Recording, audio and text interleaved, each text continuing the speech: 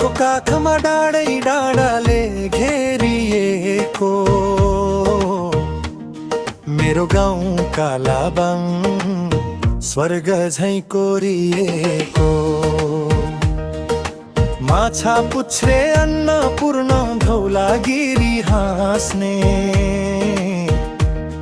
भूमि भुम्दी गाउँ मेरो मनै लोभ्याउने।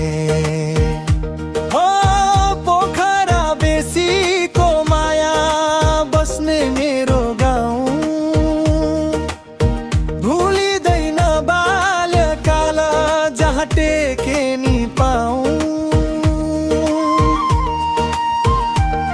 सरकोटको डाँडो हेर्दै फेवा तालिहाल्ने तालबाराही ताल मन्दिरको याद सधैँ बल्झाउने।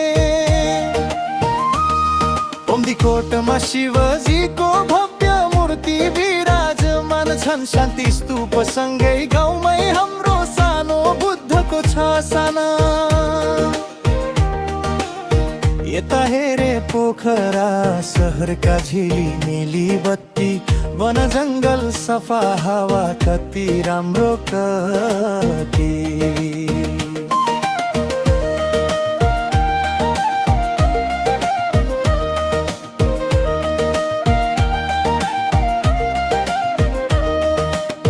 शुक्रराज र भगवती स्कुलका ती पुराना दिन साथीभाइसँग दौडिएका पल सम्झिन्छु छिनछिनमा। कति खेलियो कति गुडियो गाउँका ती गोरेटोमा।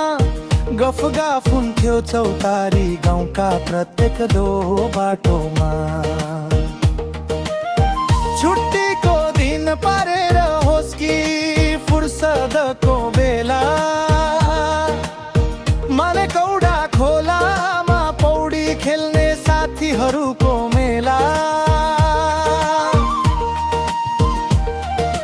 असारको हिलो मैलो धान रोप्न जाँदाको रमाइलो। कोदो रोप्ने मकै भाँच्ने घाम पानीको झमेलो। मन्सिरमा धान काट्ने कुन्यु लाउने दाई हाल्ने।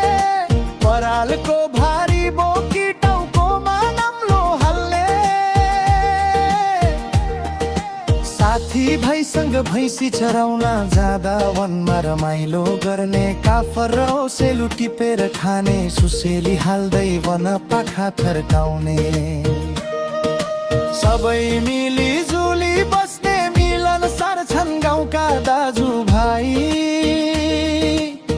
बाटो घाटो पुगेकै छ सुख छ है सबैलाई।